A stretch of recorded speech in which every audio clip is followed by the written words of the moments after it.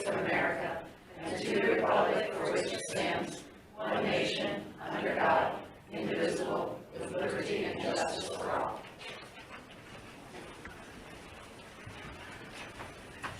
Okay, we'll begin with roll call. Bonnie Benz. Here. Sherry Bowman. Here. Mercedes Evans. Here. Michelle Ford. Here. Jennifer Hoover. Here. Melissa Packer. I'm here. And Emily Smith. Also here. All right, thank you. We have the first period of public comment now. If you would like to speak during this period of public comment, please come up to the microphone and say your full name and your address, and please limit your comments to 3 minutes. Good evening, Diane Nyberg. I am here. Could you just say your address? I'm sorry. Oh, sorry, 2626 Lincoln Street. I'm your former tax collector. Thank you. I know where you live. You know where I live. All right. I decided just to come with one issue. There has been a few issues that I've tried to work through with some people in the borough, and it just hasn't happened. So, the issue that I'm bringing up tonight are the weeds that are growing on Cumberland Boulevard behind Westerly Road.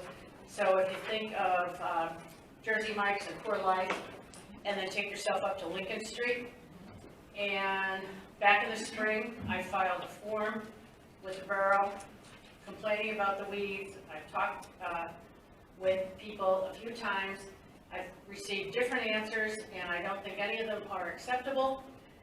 Like, we're looking into people not walking there or doing something else for safety, applying for grants, all well and good, but that's going to take, we know, years. By the time you do it, you apply for it, you bid, the whole thing. So my thing is, why aren't the weeds cut? Some people comply and they cut their weeds. I went down there to take pictures today, and I have one picture to give you. I happened to talk to a neighbor. He cut his once, and then he saw other people weren't, so he never did it again. There's a lot of frustration. There are at least 3 rental properties in that little stretch, and they are part of the problem. And I listed some addresses and let you know where those people live. I don't think that saying that it's not safe to walk on those sidewalks is enough, because there's sidewalks right across the street. There's sidewalks when you want to go into the tunnels. So if there's an issue with weeds, everybody should take care of it. My other concern is property values. That is like a main thoroughfare through this town. And if you don't keep it up, then other things get sloppy. It also takes you to the landlord issue. You really need to have a mandatory yearly inspection. And those landlords should pay for it. They should know when they buy property in Camp Hill, it's a cost of doing business in this borough, because one of these properties is an absentee landlord, someplace in the York area, Stewartstown. You know, fine and well, you want to make some money and rent, but as tax collector, I had seen an increase in the amount of rentals in this town, and I came to council at that time, and I don't think it was any of you, and I told them that here's a real concern. People need good places to live, but they're only going to have good places to live if you make sure the landlords are maintaining those good places. So, again, this is my one concern. I'll pass this out to you, and that's it. Thank you for listening. Thank you, Diane. Thank you. I only have 11, so I'll give you the bunch, and you just take the pass out. Thank you. Thank you. Other public comment?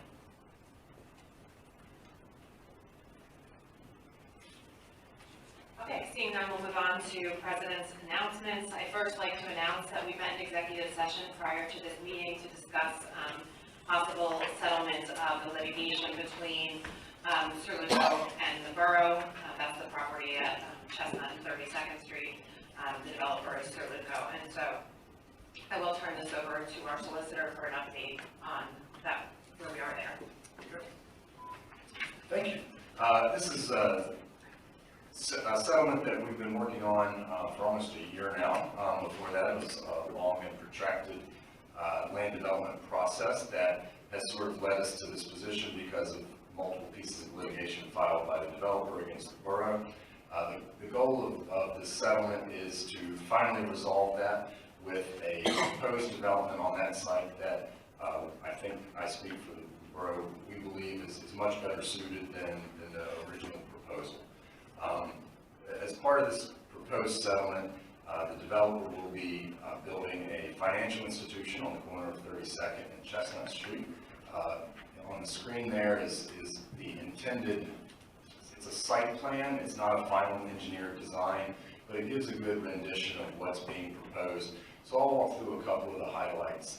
One of the things that was important to council was there on the northern side. Originally, the parking was much closer to the street. In an effort to add some additional green space, we've asked them, and they did, remove some of the parking and slid that back, so there's now a 15-foot buffer.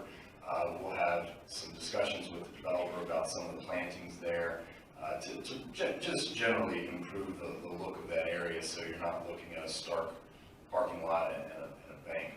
Additionally, there's the sycamore tree there. That was important to the borough. We've asked them to keep that.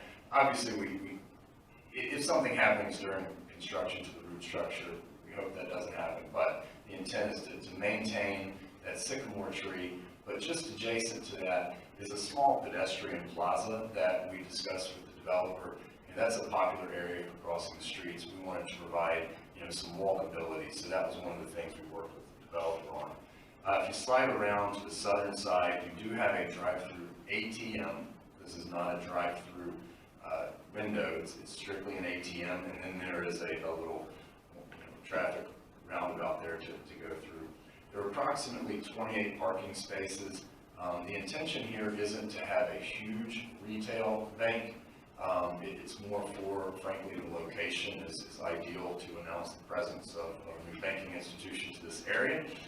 So it's not intended to drive huge retail traffic, and I think all of us know that you drive by the banks now, the lots are pretty much empty because you can snap a photo on your phone to deposit your checks and things. So we're not expecting a huge amount of traffic. It's much more in line with what you would hope in that area. We also have asked the developer, and they've agreed to put pretty extensive plantings along the backside to shield the bank from the adjacent properties, especially on the eastern side, which is the residential. We've also added some signage to try and curb use of the alleyway through there and to promote traffic, away from those areas as needed. It includes some no-turn signs, no right turns, so we don't have folks turning right out of the bank, heading back through the alleys. We're really trying to avoid that. The size of the institution is about just under 3,500 square feet, which in terms of what's permitted in the zoning, that's on the less intensive side. So it does seem to be a really positive compromise in terms of what could go there under the existing zoning, and it's especially significantly better than the original proposed development on the property. Any questions from council or anything else I should? Oh, one other point. There is going to be a developer's settlement agreement. The images, those will be posted on the website for public consumption for a while before they're actually considered by council. We expect that to occur at the December meeting. In terms of highlights of the agreement, we do have some lighting provisions in the agreement to reduce off-site lighting spill, and then the developer also agreed to pay some of the borough's legal fees that were incurred with the Supreme Court filing that happened and was just denied by the Supreme Court. So I think that's a very, very positive development for Borough Council. Thank you, Lee. So this will go up on the website as soon as within the next few days, I would say. The settlement and the maps that are part of the site plans and so on, and then we would request comment by November 30th. That'll be on the website as well to Julie Hill. We'll review all the comments and whatnot before we make any decisions about this. Okay. The next item on the agenda is the approval of the consent agenda. So that includes the approval of the agenda itself, the minutes, approval of minutes from council and committee meetings, and the treasurer reports. Is there a motion to approve the consent agenda? Second? Second. Any discussion? Changes needed? All right, all those in favor then of approving the consent agenda, please say aye. Aye. That is approved. And we will move on then to the manager's report. Thank you. you. I have one thing in my report that is going to be mentioned a couple other times, so I'll just bring it up and then let others add more detail to it. We are having a special community outreach event that we're sponsoring with the school district concerning safety, and we're calling it Law and Order, Safety First. We are going to have an action-packed 2-hour period where we will have a drug sniffing dog from East Pennsboro Township Police Department, a presentation on first aid, CPR, stop the bleed, talking about active intruder situations, including a presentation on the training that they're doing in the schools. And then we'll have a full hour for the county forensics unit to come, including, I think, the district attorney himself is going to come to present the techniques that they use. They'll have a vehicle here that visitors can look at the conclusion of the event. So bring your friends, family, and neighbors, and if you could please sign up in advance, we would be glad to know how many people are coming. If I decide to make cookies, I need to know how many to bring. There's so many people, I can't make enough cookies. That's a good problem. Just 2 things that I've attended in the last month. I attended the local emergency management coordinator summit along with one of our council members and the emergency management coordinator. They had a seminar about current issues facing emergency management services in the county and statewide. I also attended the annual Susquehanna Municipal Trust meeting. That's our organization that provides us with workers' compensation insurance. And we have been awarded a small grant from them for the purpose of purchasing a magnetic manhole lid lifter. So that's a good time.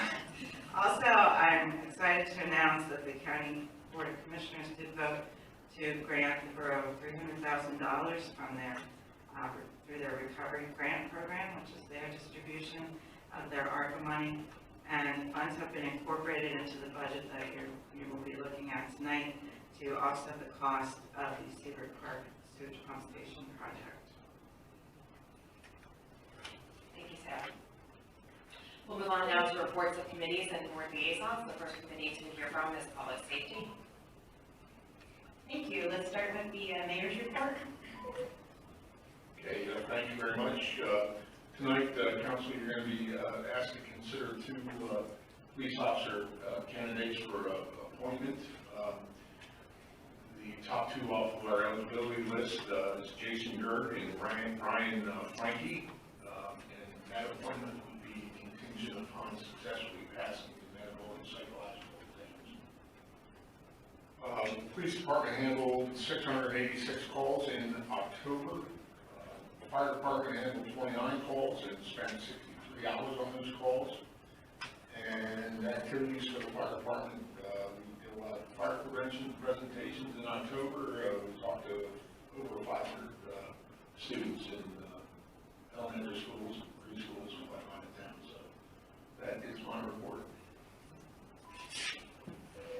Thank you so much. Sarah just mentioned the Law and Order Campbell event. Again, that's next Tuesday, the 15th, from 6 to 8 p.m. Doors are going to open at 5:30.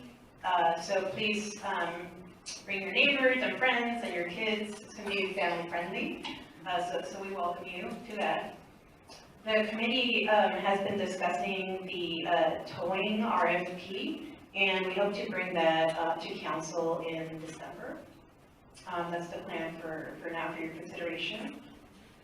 And my last update is the committee met in October to do like a first pass review of the police policy manual. It's very long, but the chief did a lot of research for us and answered our questions. So he's kind of cleaned it up, and we're going to look at it one more time before we bring it to you.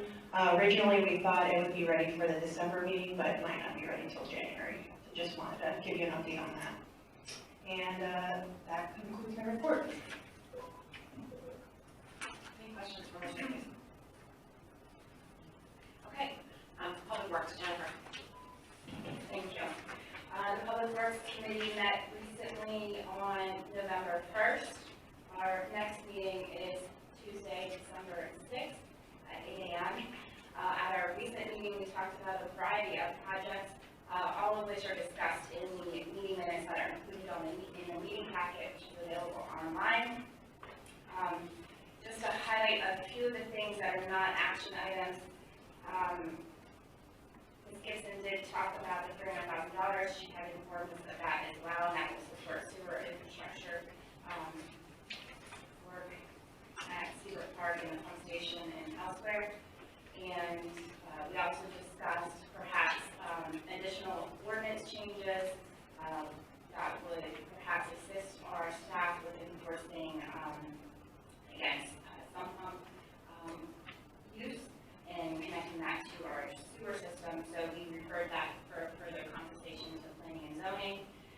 Lexter, Public Works Director, updated us on a couple items, including leaf collection and street sweeping. And just as a reminder, as I said last meeting, that with leaf collection underway, unfortunately we are having some equipment problems, but they're working through that and collecting as they can, as quickly as they can. But a reminder that leaf collection occurs the day after your trash pickup, and to please remove your cars from the street so they can do that work. And we also had talked again about riparian buffer maintenance and affirmed that that occurs in accordance with our operations and management plan. So before I talk about action items, I'll turn it over to Mike to discuss his 2 items. Thank you. We have 2 action items requested this evening, and also just wanted to provide an update on the Park Pump Station project. First, we have the sewer rate study, which we presented last month in draft format. We brought that back again this month in final format. The change that we made there was to eliminate a couple of redundant billing categories. There are categories that had separate names but were billed at the same rate, so we said, what's the point in doing that? So that's been revised, and this draft is now final version. That's attached to my report. And then we have an update on the Seabrook Park Pump Station. We're having difficulties with the lining contractor. As you probably remember from last month, we have a contractor to line the force main before we bring in new pumps because they'll operate at a higher pressure. Their attempt at lining, their first attempt failed. They had to bring in another contractor to dig and replace that line. They weren't able to get their failed liner out. That dig and replace work is done. That other subcontractor did a very nice job, and they're done and out of here with minimal amount of disruption. But shortly after that, the prime contractor attempted to give us a sizable change order, which we were very skeptical of in light of the work that they had just done, which really shouldn't be billed to the borough as a result of their failure first lining it. We kicked that back and said, provide us your numbers, show us why you arrived at this sum. They provided us with some other information which we didn't feel really justified the number that they gave us. In the interim, they had also provided us with a letter that said they asserted that the borough would be responsible for their bypass pumping costs while this change order was adjudicated. We didn't agree with that either. We took our position to the solicitor, and they agreed with our stance on both of those issues.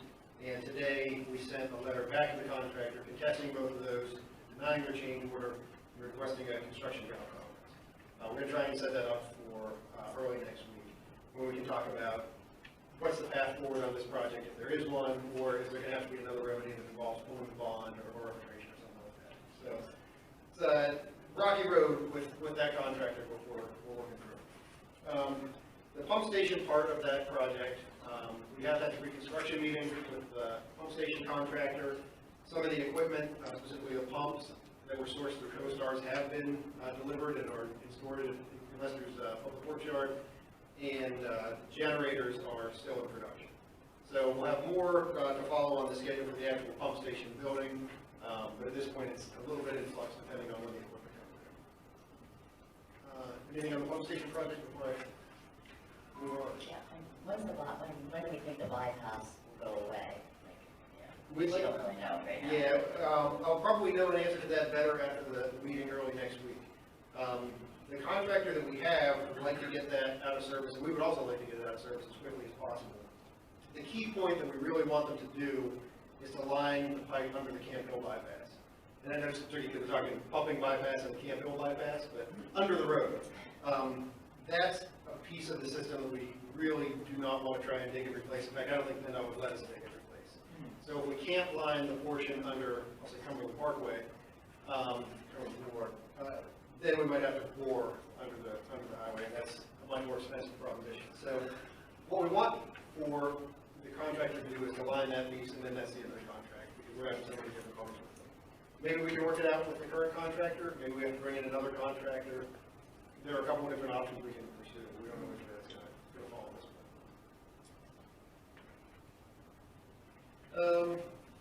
Moving on then to a little bit better news, the transportation project's paving project for this year has reached substantial completion status. We did the walkthrough with the contractor last Thursday. We identified a number of cleanup items, as you have with any job this size, and the contractor is working through those now. We have declared, we have issued the certificate of substantial completion, which sets a certain date that's important for their warranties and those sorts of things. And our inspector told me that as of Monday, they got out and had like 80% of those items cleaned up. So that project's very close to completion. The contractor has submitted a pay application for the work that they did in the month of October. We looked at their numbers and agree with them. So one of the requested action items we have tonight is to pay New Enterprise Stone and Lime for application for payment number 2 in the amount of $302,937.32. And that's all within the contract that was previously. The last item I have to report is for the curb ramp project for next year. As Sarah reported last week, the borough was awarded $100,000 in CDBG funds to build curb ramps throughout the borough. Could you just remind people what that stands for? Oh, sorry, Community Development Block Grant, which are actually federal funds that trickle down to the local level. Because they're federal funds, they have certain bidding requirements associated with them. We've submitted a proposal to, most of those curb ramps have been previously designed. So we submitted a proposal not necessarily to design them all, but to revise the design on a couple of them where we might want to change the road profile, and then to bid the job in accordance with those federal requirements and to do construction inspection when it's built. We're requesting authorization to move ahead with that because the job has to be completed by the end of June in 2023. So we need to get it bid this winter so we can go to construction in spring or early summer. So we're requesting authorization to proceed in a proposal in the amount of $32,000 to get that project complete. That's everything I have to report. Thank you, Mike. I just want to follow on just a few things and then just to discuss one other item regarding sanitary sewer rate study. As you may recall, we did discuss this last month at our meeting. At that time, we had reviewed it in a little bit more detail, so I just want to offer some reminders. And again, this is captured in the meeting minutes. As the study reflects, it confirmed that our use of a hybrid rate structure is the best alternative for revenue stability. The revenue that we get from our rate helps us, and the rate increase that we're proposing would help us to service our capital improvement projects as well as make sure that our sewer infrastructure is up to date, all of which I'm sure we want to make. I'm telling you that is all working for us and for our residents. Unfortunately, though, because the rate has not been increased for more than 10 years, the last rate increase was in 2012, and then in 2016 it was actually reduced by a small amount, but since that time, our finance director had estimated we lost about $600,000 in revenue because of that change. So the rate that the study is proposing would be a 15% rate increase starting in 2023, and that's what we had discussed last month. So if adopted, a residential user could expect to see a $21 increase per quarter for sewer. In addition, that hybrid rate structure, so that's your base rate, and then in addition, there would be a volumetric rate for use above that, and that increase would be about 10 cents, so that would increase from 25 cents to 35 cents per residential user. So likewise, the rates would increase for your non-residential and the new term industrial. So those would be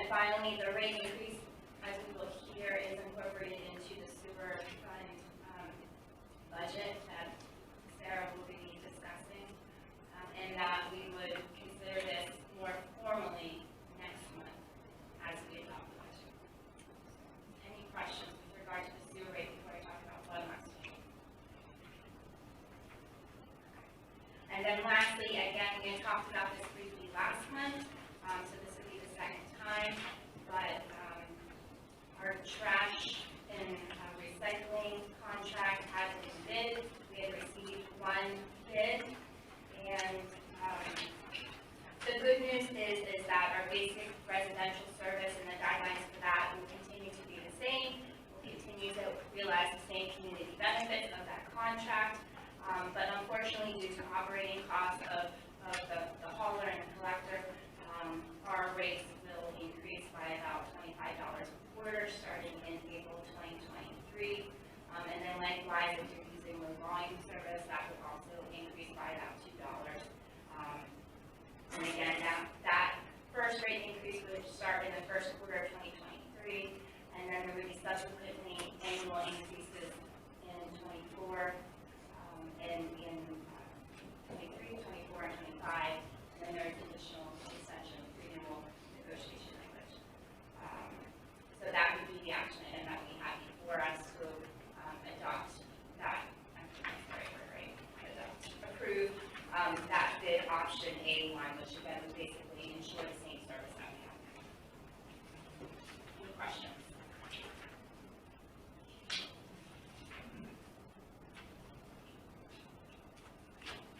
Okay, then we will move on to community, business, and government relations. I don't have much to report this month. There are some upcoming events. If you have not been to the farmer's market, you have a couple weeks left. It's on Tuesday. They changed the time to 2 p.m. to 6 p.m. on Tuesdays. The last day of the market is on November 22nd. The Candy Cane Walk is Sunday, November 20th from 12 to 4. There's going to be live music, Santa, fun activities, and then Twas the Night Before and the Christmas tree lighting are both going to be on Thursday, December 8th. And then, of course, we also have Miracle on 24th Street, which I'm sure Mercedes is going to talk about, but that is on December 10th. There are a couple new businesses coming, which is pretty exciting. Chef de Crepe is coming to 2017 Market Street in early 2023. High Road Brewing Company is coming to 1801 Market Street in 2023. And House of Proventus Beauty Salon is coming to 1601 Market and is planning a grand opening on November 12th.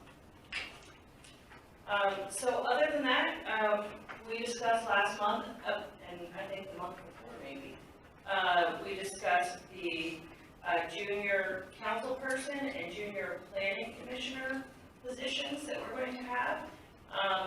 And Robbie's going to tell us about he's picked for us. All right, well, hello again, everybody. The reason you spoke about this 2 months in a row is because my wife and I had a baby recently. We were supposed to be here for last month's approval, but things got a little bit hectic for a while, so we had to postpone it to this month. So I appreciate your patience. But I think I got the best job tonight because I get to introduce you to two fantastic students who are excited to get involved with their local government. So first, I just want to say thank you for the opportunity. I think this is a really, really unique opportunity for our students, and I think it's just going to be very good. So we have two positions, of course. I'll start with the junior council person. Both of these students, they went through, they had an application that they submitted to me. Actually, I will say too, there were a number of students that applied for each of these positions. So there was lots of interest. So that's also a good report, I would have to say. The decision was quite difficult, actually, but they gave an application, and I accepted those. I reviewed those, and then a couple of other teachers in the social studies department also reviewed as a means of making sure that we chose what we felt was the best candidate for each position. And we think that we have that. So for our junior council person, that's going to be Leah Levy. She is a sophomore and is in my civics and government class. And very excited to have Leah on board. She's quite involved in a lot of other extracurriculars and is a very good student. For the student representative to the Planning Commission, we have Alex Paterno. And Alex is also a sophomore. He is not in my civics and government class, but that's okay. I might get him next year for AP US History. But also a great student, involved and enthusiastic about joining the Planning Commission and learning, right? I think that's the biggest thing, is that both of these students have expressed interest in learning, and learning about operations and learning about how things work, and then being able to contribute as a youth voice. So again, I thank you, and I'm excited to see what they will do in the next year here in their positions. Thanks. Thank you. And I just want to say, I read their applications. We all got copies of their applications. And I swear these two are like, the list is outrageous of all of the things that they participate in. I'm very impressed. Yeah. Do you guys have any comments? I mean, I just wonder what their experience is going to be like. So I don't know how much we engineered that, or if there's certain guidelines from the borough organization that suggests things. Yeah, I think that because it's a program that the Pennsylvania State Association of Boroughs has, so there are some guidelines. If I could just jump in, I think it would make sense for Sarah and myself and Mr. Tubbs and the students to sit down and talk about the best way to move forward, what would be helpful to them, what would be too much. You know, we want to include them as much as possible, but when you see our meeting schedule, you see we're not, I'm sure you don't have 10 hours a week or, you know, some weeks to get in. So like, how can we maybe meet monthly to give you an update in advance of the council meeting? Are there committees that you're passionate about or want to go to every now and then? So we'll work out what's best for them. But I think the expectation is generally that they're out at council meetings, and how we can best prepare them for council meetings within their time constraints will be what we figure out with them Well, individually. if I could. Yeah, and the planning commission will work. Right, yeah. Council for the junior council person, and then the planning commission. Yeah, we'll put you in touch actually with the head of the planning commission. Melissa, I have a question. I know that this is not the action section, but given how long our agenda is tonight, can we move my action item? I was going to suggest that, yes. Okay. So we can go ahead and, is that, I think we can. We need to amend the agenda to do that. No, you only have to amend the agenda to add new items. Okay, very good. Okay, so my action item for this is to appoint Leah, right? Leah Levy as junior council person and Alex Paterno as junior planning commission member for the 2022-23 school year. Second, please. Any further discussion? Okay, all those in favor, and I don't have the names right in front of me, can I say Leah and Alex, right? Yeah. All those in favor of appointing Leah as the junior council person and Alex as the junior planning commission member, please say aye. Aye. Opposed? All right, that motion carries. And can we get a picture? Yes. Maybe they stand up in front of council with Mr. Tubbs? Sorry, that's too embarrassing, but. Okay, can we stand up here? Come stand up here. Yeah, up here. In the middle. We're in the middle? Yeah. In the middle. Yes, could you please take And we will get an appropriate placard for you. Yes. The I have a remaining seat right here for you, Leah. That's awesome. Okay, where are we centered here? Yeah. Just turn towards you. 1, 2.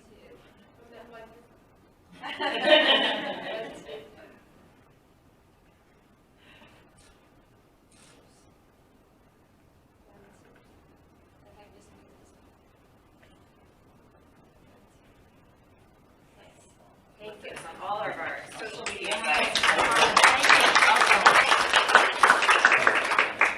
I know Facebook is for old people, but if you want to see your pictures posted all over old people's social media, you can have a Facebook page. All right, thank you. Anything, Emily, do you have anything else? No, that's it.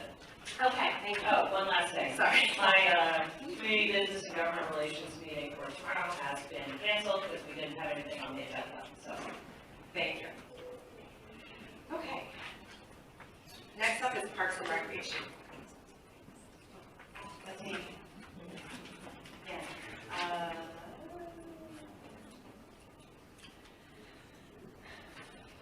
Okay, so we had a super fun Halloween parade that just passed, and you'll be able to see all the pictures and like the costume contest winners, and a newsletter that should be hitting your mailboxes soon. Some upcoming events, we have the Parade of Lights for Toys for Tots from December 1st to the 3rd. Please come support, it's really successful, and the Marines are always impressed how many toys are gathered, so that's very exciting. And also the holiday home decorating contest is going to be happening the week of December 12th. You don't have to do anything. Some of us are just going to drive around and get a little section of the borough and kind of pick our favorites. So that's coming up in terms of special events. Miracle on 24th Street for the subcommittee report. Again, that event is on Saturday, December 10th from 2 to 8 p.m. We're expecting over 40 vendors and currently looking for sponsors and volunteers. If you're interested in either of those things, you can email me at mevans@campbellborough.com. And lastly, I have one action item to consider the request for a memorial tree planting in Willow Park. The Shade Tree Commission identified a spot for it and gave their suggestion on the type of tree that we should have. So, and that concludes my report. Thank you. All right, very good. Planning and zoning. Can I, Oh, I'm sorry, while we're yes. on this, I just want to mention, approaching the Parade of Lights for Toys for Tots in the park, Seabrook Park will be closed to pedestrians that week. That's a little frustrating for people sometimes, but there's a lot of cords that are running around as they're preparing. Sometimes it looks like there's nothing going on, but there's actually cords all over the ground. So we ask everyone's patience and excitement building to see the lights as a result of us closing the park for pedestrians and vehicles the last week of November into the first weekend of December. And that concludes my report. I do have a question. Okay, yes. For the Toys for Tots. Yes. Correct. Are they still accepting, no, are there still areas for people to have displays, or are they all? Yes. And if they want to have them, how do they contact? Just contact you and see where they can, awesome, cool. You are still accepting cash as well, right? Or- Yes. Okay. So if people don't have a toy and come to the Toys for Tots, the drive-through, you can give cash and we'll purchase toys. Or give them the cash or something. Okay. All right, planning and zoning. All right, the planning and zoning minutes and code enforcement reports are in your packet. In the month of October, borough construction projects totaled $140,911.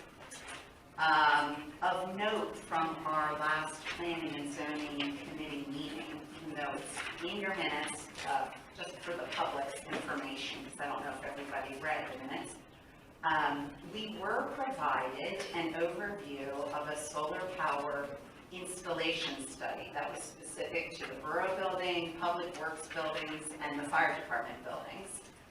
However, because last year, fortunately, the borough tied into a fixed rate electric cost contract of 8 cents per kilowatt hour, which is awesome. And the contract lasts through 2025. The installation and service costs of the solar panels, along with the need for a new borough roof before we could put solar panels on, it would not be cost effective until we are closer to when that rate is going to drop. So we're going to hold off and revisit the idea for solar panels again next fall. Who knows, rates may drop or solar panel pricing may drop. So we've asked the staff to solicit additional quotes next fall and to also investigate the possibility of solar panel canopies that would be installed over borough parking lots. So that is a possibility too. We'll see how that pans out. But I was kind of of the impression that solar panels would be free, and they are not. So even though a company would come in and reap benefits from getting electricity from our solar panels on our buildings, we would still incur a cost, which amounts to about $370,000 over 30 years, which, you know, if you break that out over 30 years, it is a reduced cost in electricity, but we're gonna just do the math, yes. So that was just something a little bit interesting to let you know about. Last month, we advertised an amendment to an ordinance, chapter 145, to permit the sale and consumption of beer or wine in a borough park for council-approved, borough-hosted special events or downtown Camp Hill Association events. Seabird Park is excluded from this allowance. So tonight, in our action items, we will vote on whether to approve the proposed amendment. So I just wanted to see if anybody had any discussion or questions about that before I proceed. We're good?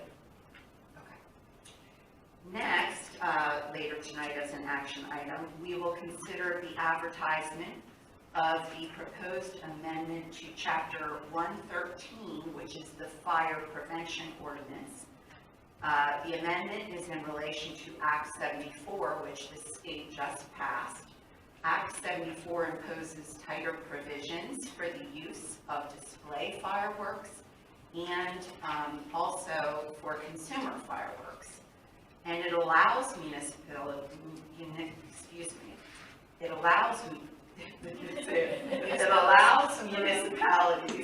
to impose tighter restrictions on the use of fireworks. So the proposed ordinance in your packet has been modified to only allow the discharge of consumer fireworks on the following days: Memorial Day, July 2nd, 3rd, and 4th, Labor Day, December 31st, and January 1st. And depending upon the day of the week on which the holiday falls, the ordinance specifies which immediately preceding or following weekend days those fireworks can be discharged. So fireworks on those dates generally can be discharged from 9 a.m. to 11:59 p.m., with the exception on New Year's Eve, when they can be discharged until 1 a.m. the following day, which would be July 1st. January 1st, sorry, not July. And then modifications to display fireworks, which would be somebody who came in to do a firework display. We would require them to have permits and such, but the modifications to this ordinance have been made in compliance with the recommendations of Act 74. Any questions? I do have a question, interestingly enough. My neighbor has developed an annual celebration for the last day of school and does fireworks. This has been going on for about 3 years. So would that put the kibosh, as a technical term, on that? So, like, do we have any options around that? Or is it required by the state that it's just certain holidays? Well, no, that's a decision that the borough is making. Okay. Yes. So I don't know if they would require a permit for a special exception or not. I don't know the answer to that. So, like, could they theoretically come and say, we want to do, you know, end of the school year fireworks thing? It's a small thing, it's maybe like 15 minutes, but they've been setting off fireworks for like 3 years to celebrate.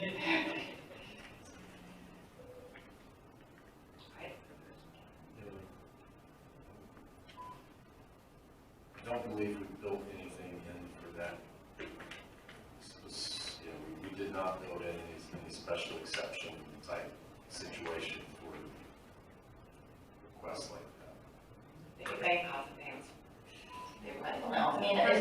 is there an option to do that that's easy for us? Because we're letting people just set off fireworks at certain times at their own. I would say that generally speaking, it's very difficult under the regulations that are available for municipalities for folks to set off fireworks in most communities now because of the distance requirements.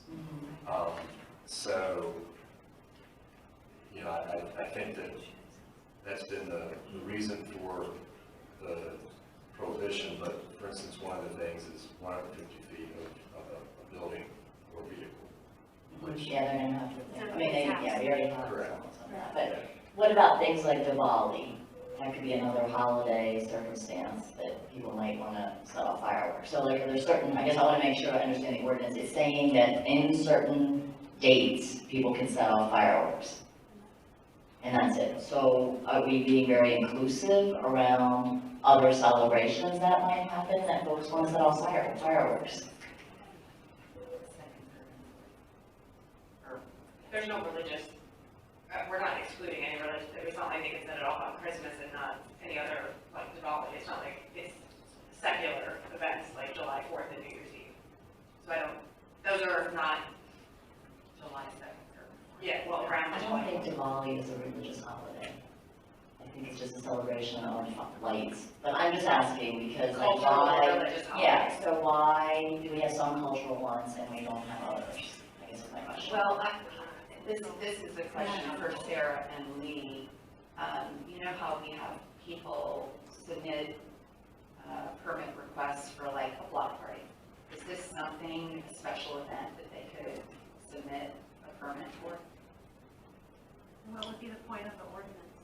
No, I'm just saying, because the borough would be aware of it, the police and fire company would be aware that somebody's hosting a special event.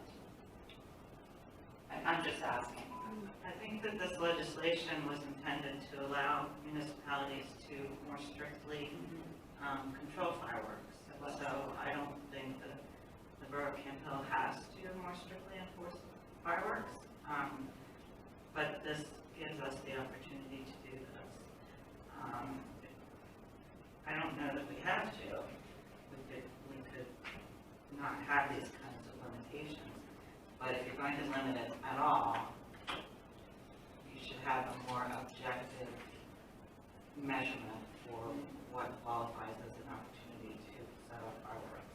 We have been talking at planning and zoning about a special events permit, like we have for a block party right now, but it could be other kinds of special events besides just the block party.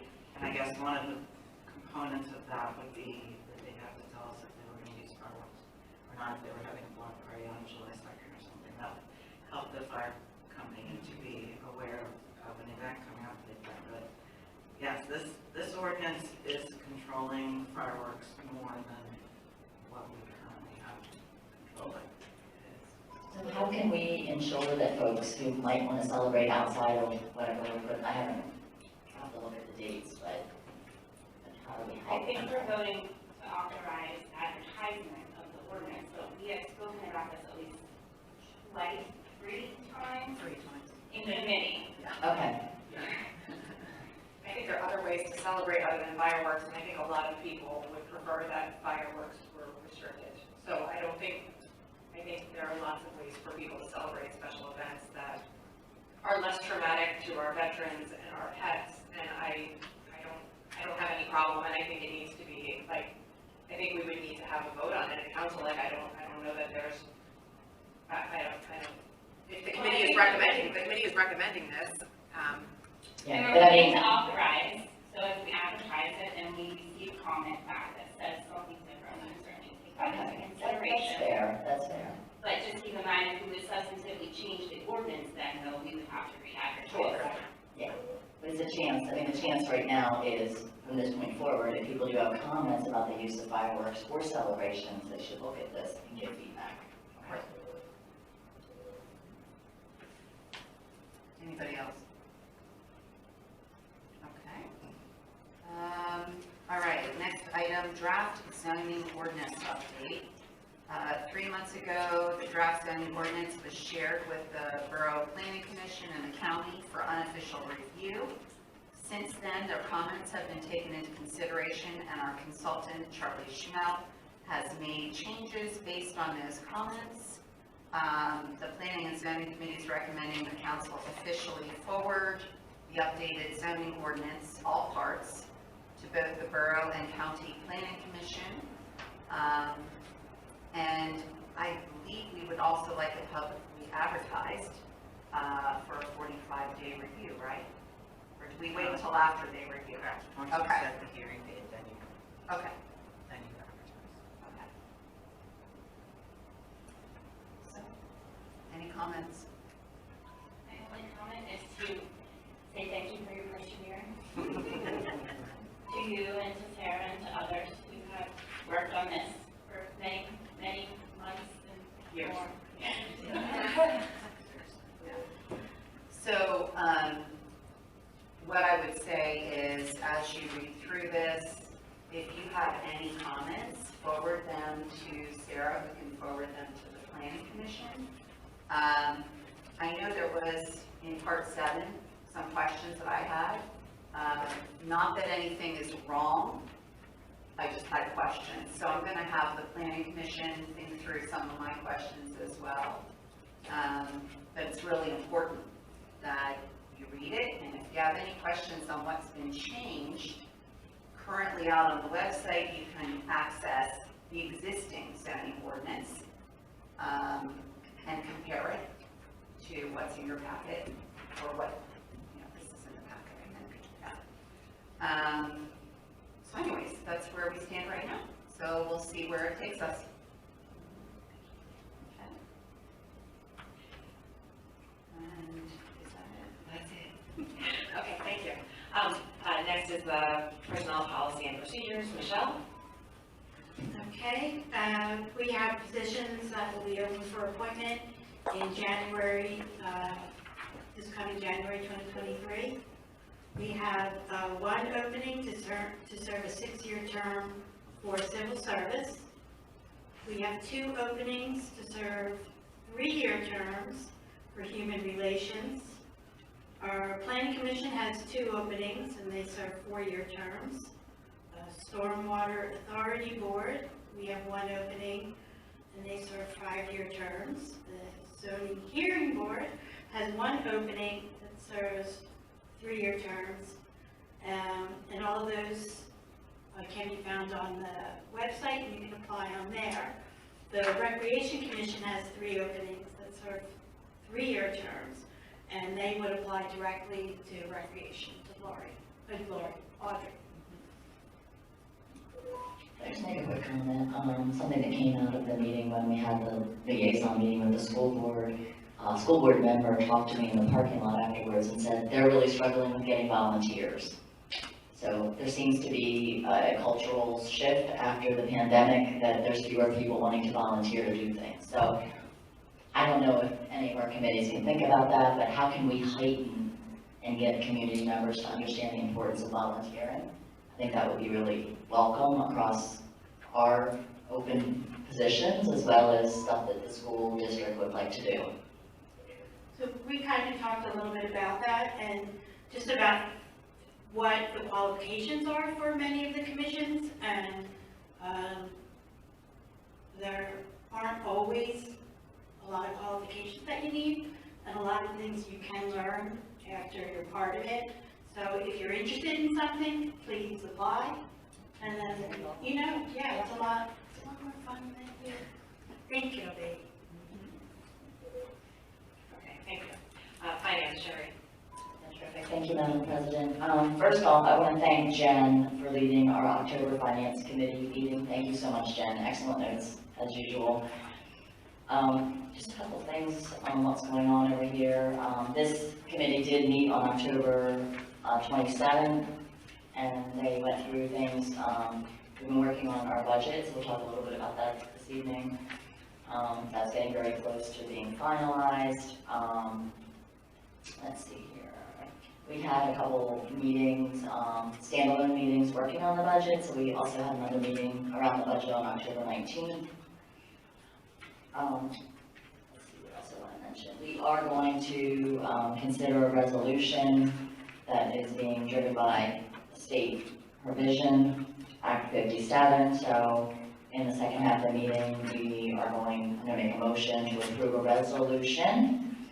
We're required to pass a resolution that's mandated by the state to adopt an ordinance to establish a procedure for the waiving of additional charges assessed against a taxpayer who fails to pay the real estate taxes in a timely manner due to a failure to receive notice of those real estate taxes. So that's something we need to do.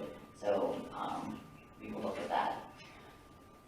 And the only other thing I'll say is our 2023 budget. And Sarah, I don't know if you want to note anything specific about that process.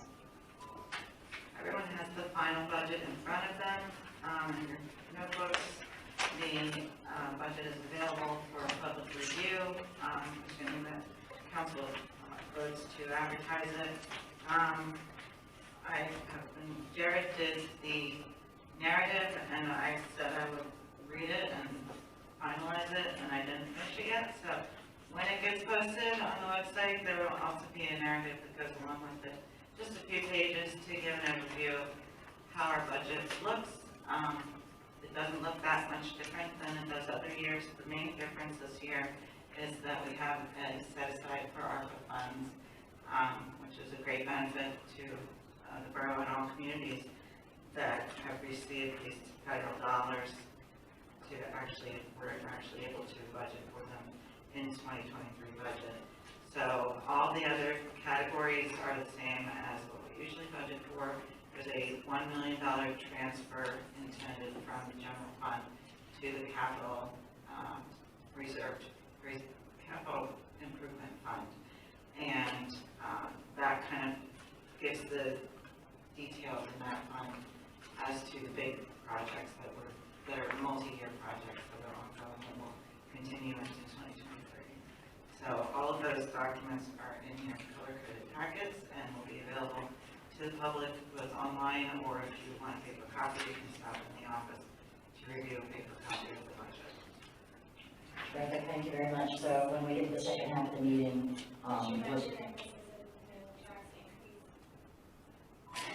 there's no tax increase because of this budget.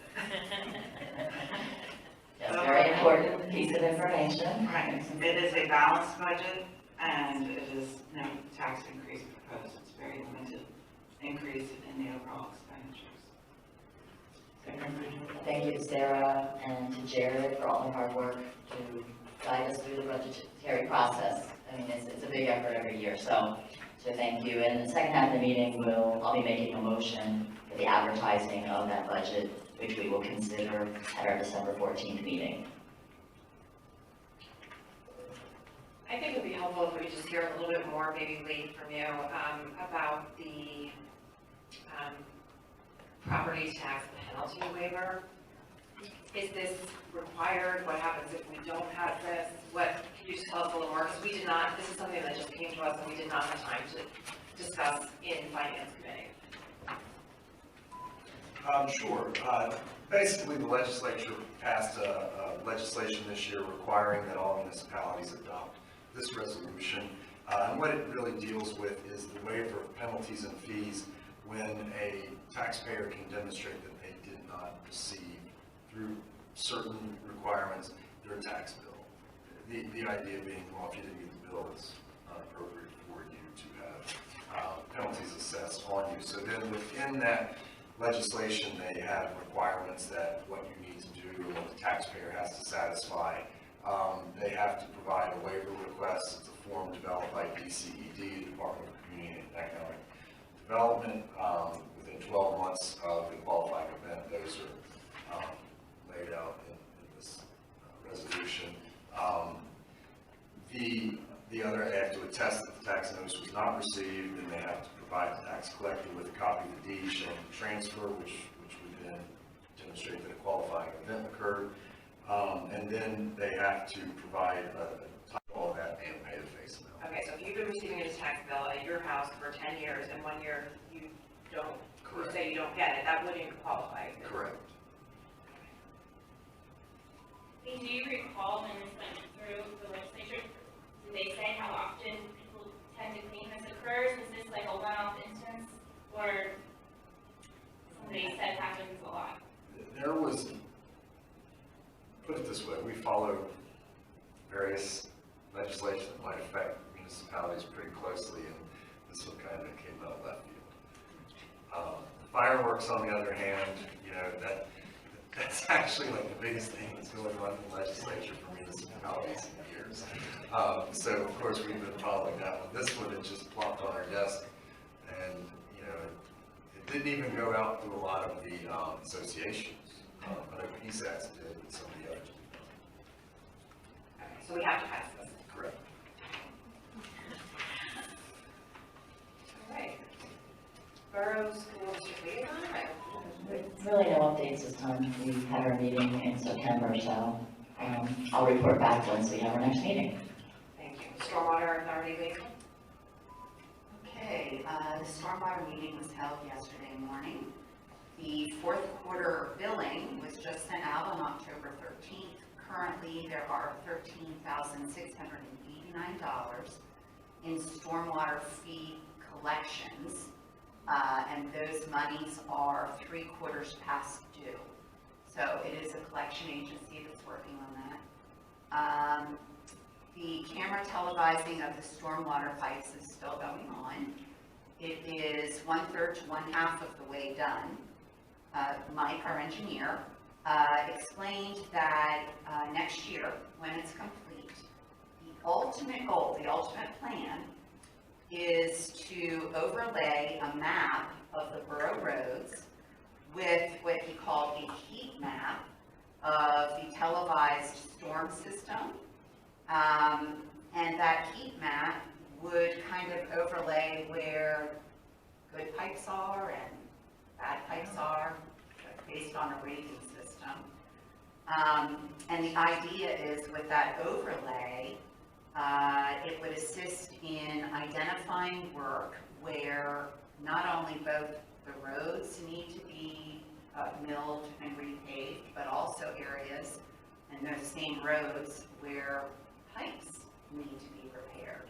So it will allow the borough to be much more efficient and in coordinating and developing a paving plan, as well as fixing the stormwater pipes, as well as reducing costs. So it's a pretty cool plan. Mike also noted that the new MS4 permit requirements will not come out until 2025. So that allows the borough to have 2 more years under the current requirements to determine and address the capital stormwater projects within the requirements of the current permit. And the draft budget for the 2023 Stormwater Authority was approved by the committee, or the authority, I should say. And there will be no raise in stormwater fees in 2023. That's the end of that report. All right, thank you. Library board liaison? So the library is going to begin their new courtyard project. They hope to have it done by the end of the year. It's, they're hoping that they can provide additional outdoor programming in that space. And they received an award for this program they have, Investing 101, by the PA Library Association. Capital Region Council of Governments. Okay, their meeting was held on October 17th. We had a speaker, Don McKenna, who is the regional president of Penn State Health, and he provided an update on how the new West Shore Penn State Hospital is doing. He said admissions are up 25%, and he noted that different specialties have been separated between the new Penn State Hospital and Holy Spirit Hospital, because you know Penn State has Holy Spirit. Holy Spirit will continue to be a level 2 trauma hospital, focusing on cardiology, behavioral health, trauma, and neurosurgery. And the new Penn State Hospital focuses on OBGYN, neonatal, and orthopedics, to name a few. So it was just an interesting presentation. We had talked, just in August, I guess, about the fact that the COG was having a picnic golf tournament in September. They had 102 people participate, and the tournament resulted in their largest profit of $10,573. So they were very happy about that. Gary Myers, the executive director, noted that the COG has a clean audit and that the cash position improved by 20%, which is almost at pre-COVID levels. And then Nate Silcox, who provided some legislative updates, noted that House Bill 1178, which focuses on financial assistance to fire departments, EMS, et cetera, for training, recruitment, curriculum, via capital grants, tuition, and loan assistance programs is, I don't know if the bill was passed, it was signed, good.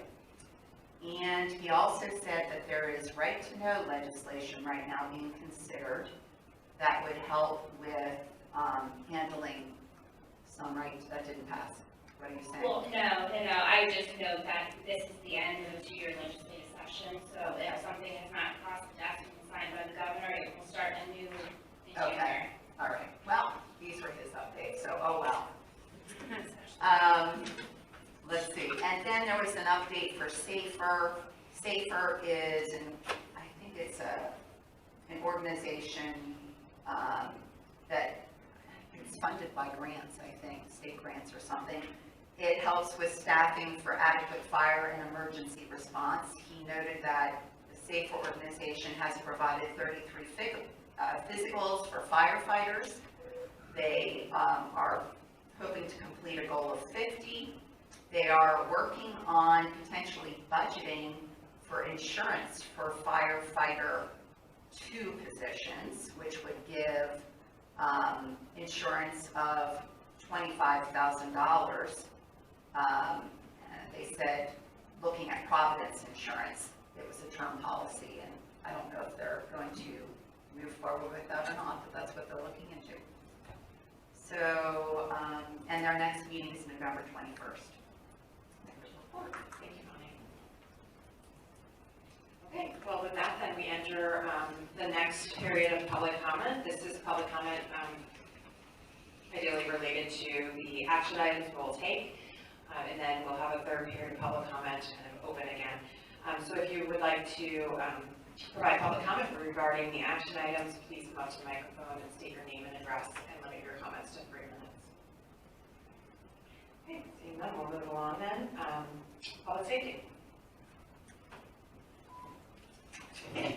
I'd like to move to appoint Jason Yurg and Ryan Planky as patrol officers pending additional background checks effective December 1st, 2022. Second. Okay, there's been a motion and a second to appoint Jason Yerg and Ryan Blanky as patrol officers pending background checks effective 12/1/22. Any discussion? All those in favor, please say aye. Aye. Opposed? That motion carries. Public Works.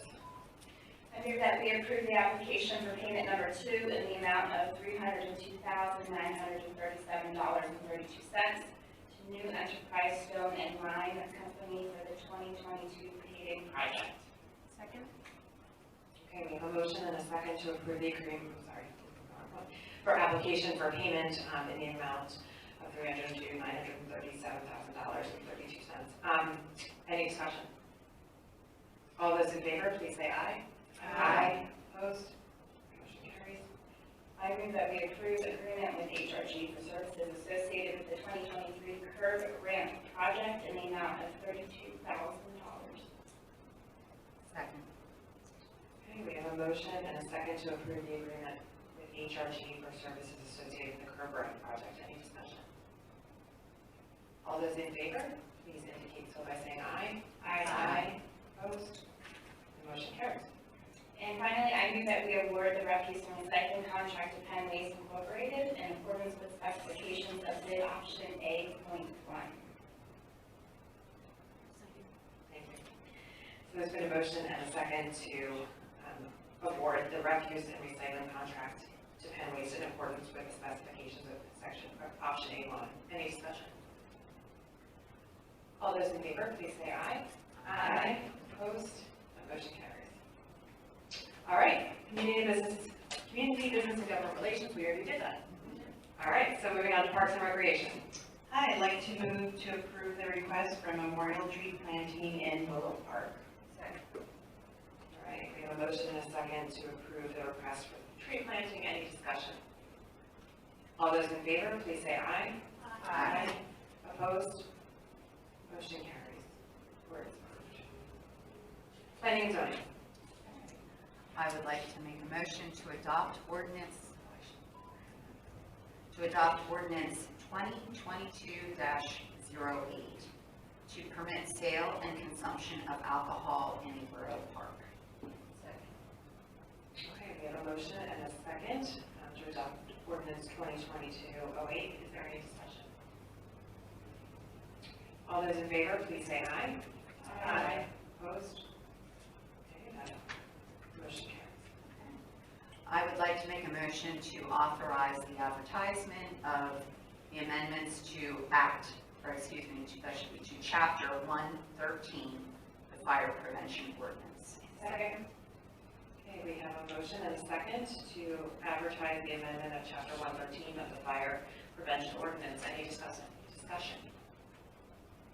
All those in favor, please say aye. Aye. Opposed? Motion carries. And last, I would like to make a motion to forward the zoning ordinance to the county and borough planning commissions. All right, we have a motion and a second to forward the zoning ordinance to the planning commissions. Any discussion? All those in favor, please say aye. Aye. Opposed? The motion carries. Finance. Okay, terrific. I'd like to make a motion that we adopt resolution 2022-13, which is implementing the property tax penalty waiver provisions of the Act 57 of 2022. All right, we have a motion and a second to adopt resolution 2022-13. Any discussion? Sorry, Diane. All those in favor, please say aye. Aye. Opposed? That motion carries. Excellent job, guys. Okay, I'd like to make a motion that we advertise the final 2023 budget for consideration on December 14th. Second. All right, we have a motion and a second to advertise the final 2023 budget. Any discussion? All right, all those in favor, please say aye. Aye. Opposed? The motion carries. Excellent. Okay, I'd like to make a motion for the payment of checks in the amount of $543,399.91. Second. We have a motion and a second to pay the bills. Any discussion? All those in favor, please say aye. Aye. Opposed? All right, we pay the bills. This is our third period of public comment. Open public comment related to any issues or concerns. If you'd like to speak, please approach the microphone, state your name and address, and limit your comments to 3 minutes. Hey, how are you doing? Hi, Reed Vincent, 2011 Fairview. Sorry for not announcing myself last time. And I didn't get a chance to test that water because I was just walking in and just pulled it out of the common glen. I just want to say that average drinking water part per million is 300, and that water tested at 292. So underneath average drinking water is what our current kind of one is testing at. So anything about something for water quality that's not addressing that specifically it isn't doing anything for water, without those tests. Again, sorry to not address that. That came up pretty quick. That's why I didn't even announce myself. I believe you called the space down in Seabrook Park a riparian buffer. Is that correct? If that's a riparian buffer, you guys need to approve the change of use that is a riparian buffer. A riparian buffer is a waste forest. There's no maintenance at all, period, to a riparian buffer. And again, this is a piece of grass pulled from there just today. There is an ordinance on grass maintenance, and again, the change of that is that if my yard was longer than this, you guys would make me cut my yard. This is much, much longer than there. I can't walk through there with my dog anymore. This is something that's not brought up in the proper way in front of, the council for you guys to approve. And unfortunately, one of the big reasons why I keep coming back here is because the story keeps changing. And I'd love to get public comment on what this maintenance is, because it came from being maintained once a month to once every other month. Now we're being told that it's going to be maintained twice a year, but there's no dates on those. So there's nothing to be held to any standard of what this is. And again, this is unacceptable. So, without, further ado, I guess I will try to email you guys this time around. Sorry, a little bit busy, this last month, but again, would like to, meet each one of you. And again, definitely, I'll see you next month if this continues. So, thank you. Thank you for your comment. Any other public comment? Okay, well, seeing none then, I wanted to announce that we will be adjourning to executive session following this meeting to discuss the annual evaluations of personnel. Just want to announce that now, we will not be returning from executive session studying them. And are there any closing remarks by council? We can start with you, Emily. Everyone's been so efficient today, great job, ladies. As a reminder, Public Works meets on Tuesday, December 6th at 8 a.m. And also, I just want to say congratulations to our newly and officially elected state representative and state senator. So I think we look forward to working with Representative Patty Kim as well as Senator Greg Bronfman. I think the only thing I forgot to mention is that our next planning and zoning committee meeting will be on November 18th at 8:15 a.m. Because of the Thanksgiving holiday, I just want to remind you that the Parks and Recreation meeting was moved to next Tuesday, the 15th, still at 4 o'clock. And Public Safety was also moved up a week, and it is on Thursday, the 17th at 4:30. Sure, two things. One is reminding about the meeting shift as well. So the Finance Committee meeting will be on November 17th due to the Thanksgiving holiday. That's at 8 a.m. in case you want to get up and look at some numbers. And then I just want to make mention, someone reminded me about our intentions around no mow May, which is very hard to say. But I don't want to lose sight of that because I don't know if there's anything we need to do to prepare for May if we don't want people to mow for May. I didn't mention that the V-City appointees had a meeting this past month, just starting to get their committee organized and planning out a schedule. So they're hoping to begin inviting the public into the V-City committee meetings, which will begin, I think, in January. Didn't they say? It's in December, it's going to be the first meeting. Do you remember what the date is? I can't think of it right now. It will be published, the first public meeting, but part of their discussions will be what their plans are for the coming year, if they're going to do No Mow May in this first year, or if they're going to plan other activities.